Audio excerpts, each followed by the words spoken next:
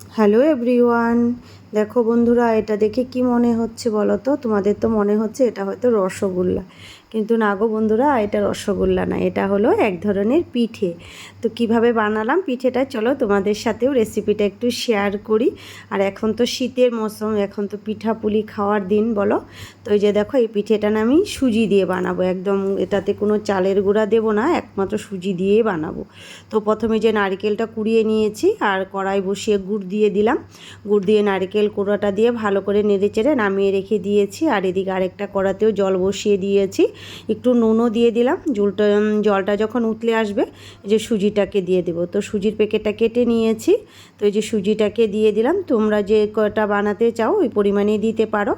আর অবশ্যই কমেন্টসে জানাবে তো তোমাদের রেসিপিটা কীরকম লাগলো, তোমরাও বানিয়ে খেতে পারবে। একদমই সহজ রেসিপিটা বন্ধুরা, এটাতে কোনো ঝামেলা নেই, একদম সহজ পদ্ধতিতে বানানো যায়। আর খেতেও খুব টেস্টি এই পিঠেটা আমার কাছে তো খুবই ভালো লাগে। তো তোমাদের কীরকম লাগে অবশ্য বানিয়ে খাবে, তো খেলে বুঝতে পারবে কীরকম লাগে। আর কমেন্টসে অবশ্যই জানাবে তোমরা রেসিপিটা তোমাদের কীরকম লাগলো। তো এই যে গরম জলে সুজিটা দিয়ে দিয়েছি, গরম জল বললে উতলেছিল জলটা, তারপরে লবণ দিয়েছিলাম, দিয়ে সুজিটা দিয়ে ভালো করে নেড়ে চেড়ে কাই খুলে নিলাম আর কি। নিয়ে এখন এই যে একটা থালাতে ঢেলে নেব।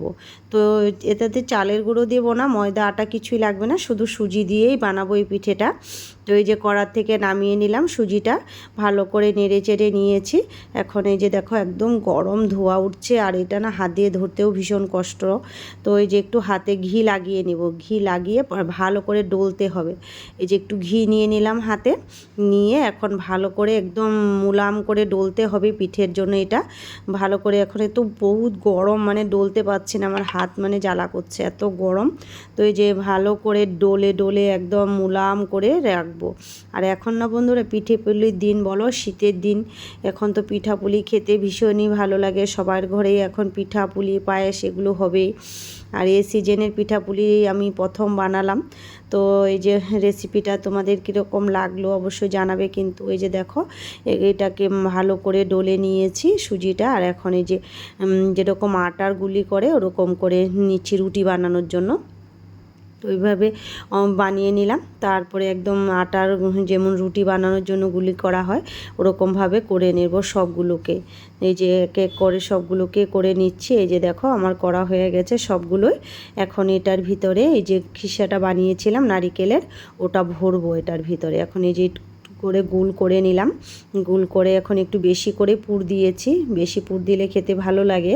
তো এই যে বেশি করে একটু পুর ভরিয়ে ভরিয়ে তারপরে একটু এই যে এটাকে বন্ধ করে দেব, মুখটা বন্ধ করে আবার গোল করে পাকিয়ে নেব।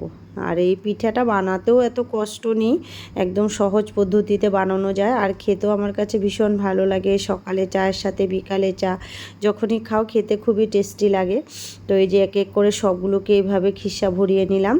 আর খিসাটাও নারকেল দিয়ে বানালে, গুড় দিয়ে বানালেই খেতে ভালো লাগে, এটাতে আবার ক্ষীর দিলে বেশি ভালো লাগবে না। নারকেলটা দিয়ে গুড় দিয়ে যেটা বানানো হয় ওটা দিলে বেশি ভালো লাগে সন্দেশটা আর কি।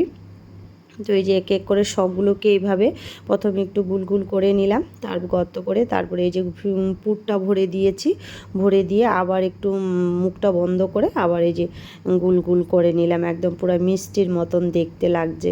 তো এগুলো রসে চুবালে তো আরও ভালো লাগবে মনে হচ্ছে খেতে। তো এই যে দেখো এক এক করে সবগুলোকে বানিয়ে নিলাম। এখন এটাকে ভাপে বসাবো। তো ভাপে বসানোর জন্য আমি একটা বেলনি নিয়েছি, ওটাতে জল দিয়েছি ভর্তি করে।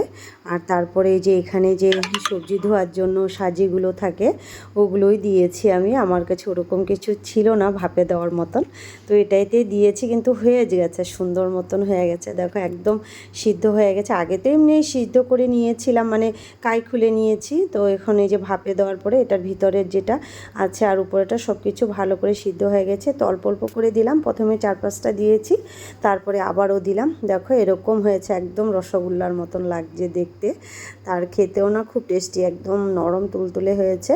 তো সুজির তো আটাটা বা ময়দাটা দিলে সে চালে গুঁড়া দিলে একটু টাইট হয় বেশি।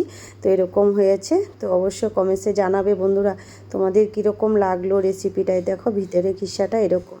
তো সবাইকে টাটা, ভালো থেকো, সুস্থ থেকো।